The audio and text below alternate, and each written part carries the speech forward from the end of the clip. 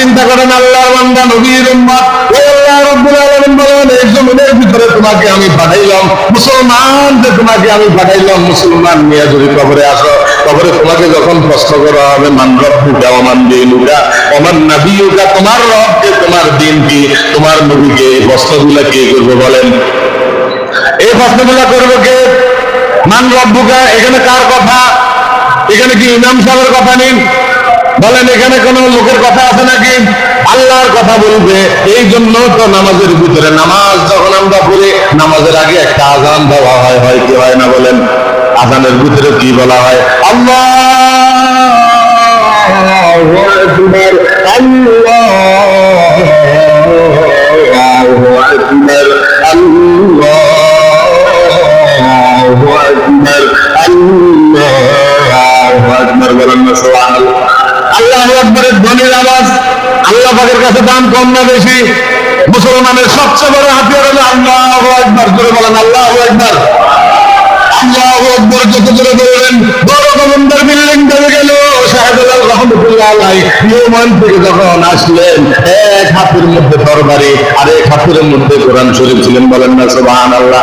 তোমার দে মুসলমান, তো মর্দে মুসলমান, এক হাত মে তলোয়ার এক হাত মে কোরআন। কোরআন নিয়ে তরবারি এখনো শাহজালাল মাজারের ভিতরে গতকালকে ফেসবুকে দেখছি তরবারিটা এখনো আছে। ওনারা বলতেছে ওই তরবারি থেকে এখনো খুশবু গান বাইর হয়। সুবহানাল্লাহ। তাহলে চিন্তা করেন আল্লাহর ওলি কেমন ছিলেন। আল্লাহর ওলি 360 জনের দিকে তাকাইয়া দেখলেন একজনের কবিরা গুনাহ নাই, তাদের দিকে তাকাইয়া বলতেছেন 4টা আমল তার ভিতরে আছে, জীবনে কোনোদিন ফরজ নামাজ তার ছুটে নাই, বলেন সুবহানাল্লাহ। 2 নম্বরে কবিরা গুনাহ করে নাই। 3 নম্বর হলো এরকম ভাবে থাকে না, মহিলার দিকে তাকাই নাই। 4 নম্বর হলো আসরের নামাজের আগে সুন্নত ছাড়ে নাই, বলেন সুবহানাল্লাহ। এমন প্রশ্ন করলেন, কে আছে তাড়াতাড়ি হাত উঠান। ঘটনা আপনারাও জানেন, ওই সময় নাসিরউদ্দিন নামের একজন আল্লাহর ওলি বলতেছে আমি আছি, বলেন সুবহানাল্লাহ। আজকে আপনি সুন্দর করে ওযু করেন, কি করেন? মুসলমানের সবচেয়ে বড় অস্ত্র হলো ওযু। মুসলমানের সবচেয়ে বড় কি? আসসালাতু মিফতাহুল জান্নাহ, নামাজ বেহেশতের চাবি। ওযু হলো নামাজের চাবি। ওযু যদি সুন্দর না হয় ইমাম সাহেবের নামাজ হবে না, ইমামের যদি নামাজ না হয় মুসল্লির নামাজ হবে না। এই জন্য আপনি যখন নামাজ পড়তে আসেন সুন্দর করে ওযু হয়েছে কিনা, আপনার 30 বছর 40 বছর 50 বছর হয়ে গেল, কোনোদিন একজন আলেমের কাছে যাইয়া বললেন না হুজুর দেখেন আমার ওযুটা হয়েছে কিনা। এই বড় আফসোস লাগে। কিন্তু ওযু হইল মুসলমানের সবচেয়ে বড় একটা অস্ত্র। কোন বান্দা যখন ওযু করবে সুন্দর করে 2 রাকাত নামাজ করবে, আল্লাহর কাছে যখন কল দিবে সাথে সাথে আমার আল্লাহ রব্বুল আলামিন রিসিভ করে নেবেন। সুবহানাল্লাহ। নাসিরউদ্দিন নামের লোককে বললো আপনি ওযু করেন, ওযু করার পরে সুন্দর করে আপনি আজকে আযান দেন। উনি যখন দাঁড়িয়ে রইলেন আযান দিবে, এরকম বললেন লোক আপনারা জানেন যুদ্ধ করার জন্য আসতেছে।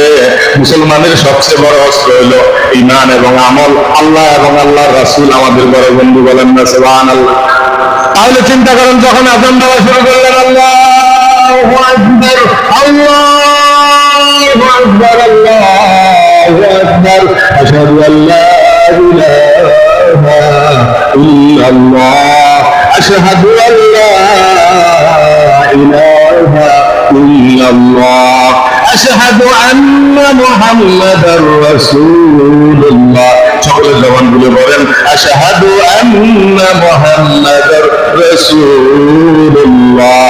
হাইয়া আলাস সালাত, হাইয়া আলাস সালাত, হাইয়া আলাল ফালাহ, হাইয়া আলাল ফালাহ।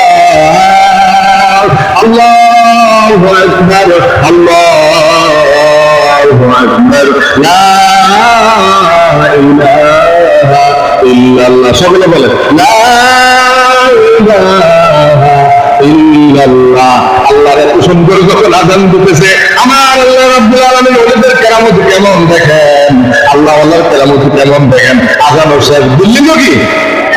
তাহলে চিন্তা করেন আল্লাহ রাব্বুল আলামিন যে আমাদেরকে মুসলমান বানাইছে, আমি যে কথা আপনাদেরকে বুঝাইতেছিলাম, মুসলমান যে আমাদেরকে বানাইলো, মসজিদে মুয়াজ্জিন 530 বার আযান দেয়নি, যেরকম আযান দেয়নি, আমরা মসজিদে হাজিরা দিইনি। আল্লাহরে সেজদা দিইনি, কিন্তু আল্লাহরে আমরা সেজদা দিতে পারি না। বড় আফসোসের বিষয়, বাংলাদেশে 3.5 লাখ মসজিদ আছে, আপনি যাই দেখেন ফজরের নামাজের কি অবস্থা, জোহরের নামাজের কি অবস্থা, আসরের নামাজের কি অবস্থা।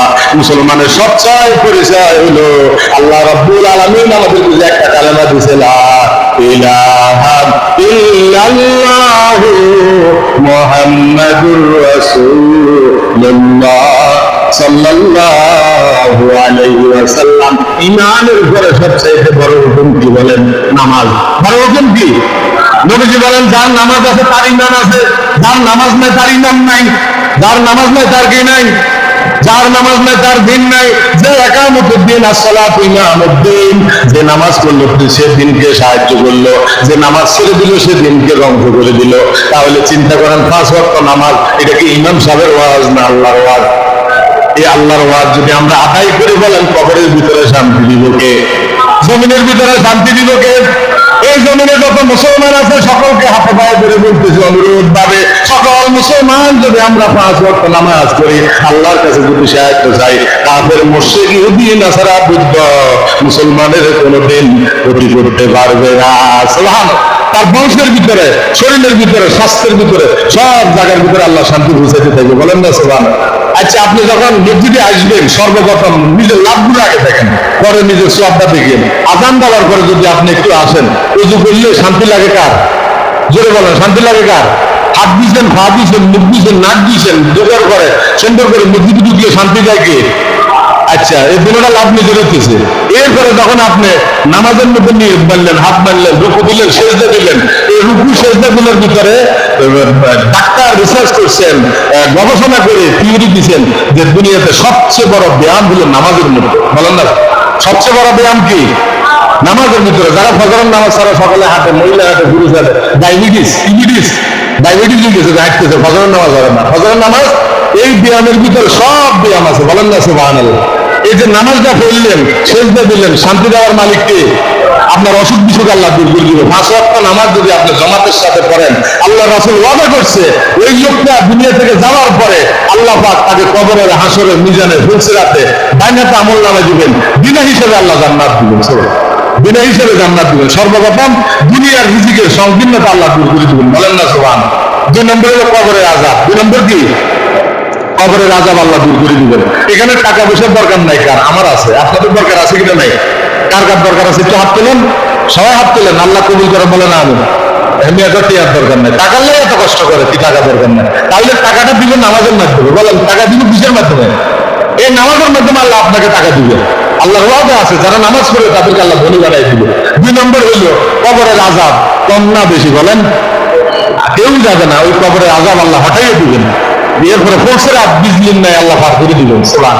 30,000 বছরের রাস্তা, উঠতে 10, নিচে নামতে 10, সমতলে 10। আলোচনা আপনারা জানেন, বলছিও এই 30,000 বছরের রাস্তা তাহলে কেমনে পার হইব? একটা লাইট দিব বুলি আঙ্গুলে, এখানে বিদ্যা আঙ্গুল বলে হেজাকের মতো একটা লাইট থাকবে, যারা নামাজি হবে লাইট দিয়া ফুলসিরাত পার হইয়া সে পার হইয়া দেবে। বলেন না সুবহান। এরপরে দিয়ে হাসরের মাঠে আল্লাহ রাব্বুল আলামিন ওই বান্দা থেকে কোনো হিসাব নেবেন না। ডাইন হাতে আমলনামা দিবেন। কোনাতে? ডাইন হাত আল্লাহর কাছে দাম কম না বেশি? আমাদের কাছে অনেক বেশি। তাহলে ডাইন হাতে আমলনামা ভাই করলে নামাজের দরকার আছে না? যারা নামাজের জন্য হাসরের মাঠে বলেন, আল্লাহর কসম করে দিলেন, হাদিসের মধ্যে আছে, সব জায়গায় আছে, ডাইন হাতে আমলনামা দিবেন? আমার তো মনে হয় না, হাদিসে আছে দিবে না। এই জন্য নামাজ পড়লে ডাইন হাতে আল্লাহ আমলনামা দিবে। আর বলছে যারা নামাজি হবে বিনা হিসাবে আল্লাহ জান্নাত দিবে। কোন হিসাবে বলেন?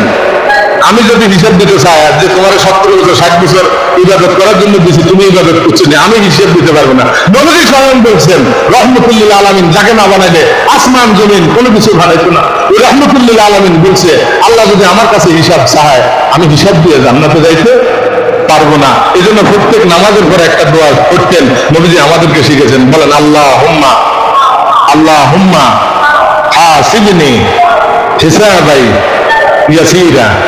বাংলা আরবি যদি না পারেন, বাংলা বলবেন, হে আল্লাহ, বলেন হে আল্লাহ, আপনি আমার হিসাব কিতাব হাসরের মাঠে সহজ করে দিয়েন।